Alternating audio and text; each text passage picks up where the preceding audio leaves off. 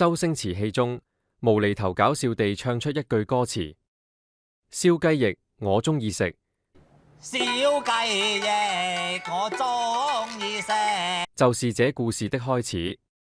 香港大家樂的燒雞翼一直是我心目中的平民美食代表，尤其是燒雞翼下午茶套餐最為美味。我甚至試過在家中自行炮製，但無論如何模仿，始終做不出那種外脆內嫩的效果。有一天，我忽發奇想，何不直接問個明白？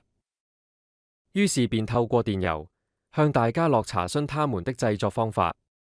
坦白說，當時只是抱着一種試下無妨的心態，甚至已經預期不會收到回覆。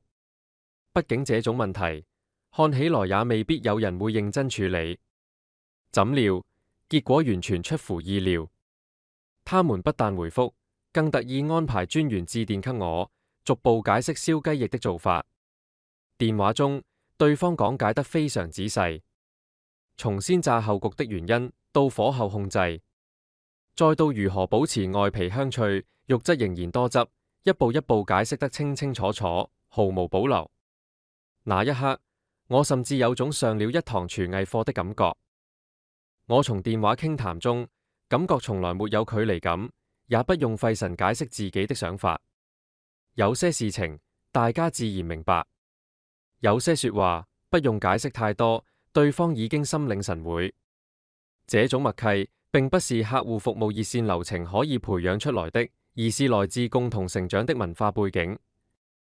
那個地方就是香港，許多人渴望移民外國重新生活，但離開香港久了，才發現原來最令人懷念的不只是地方本身，而是那些同聲同氣的人以及彼此的文化背景。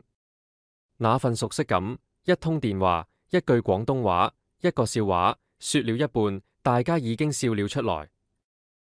走得越遠，越會明白有些熟悉的聲音和共同回憶，並不是任何一個地方都能取代。或許你覺得一隻燒雞翼提問，覺得我腦子出現問題，但其實無論年紀多大，也不要失去一份童心。小朋友總是喜歡每事問，而大人若仍然保留這份好奇心，其實也未必是壞事。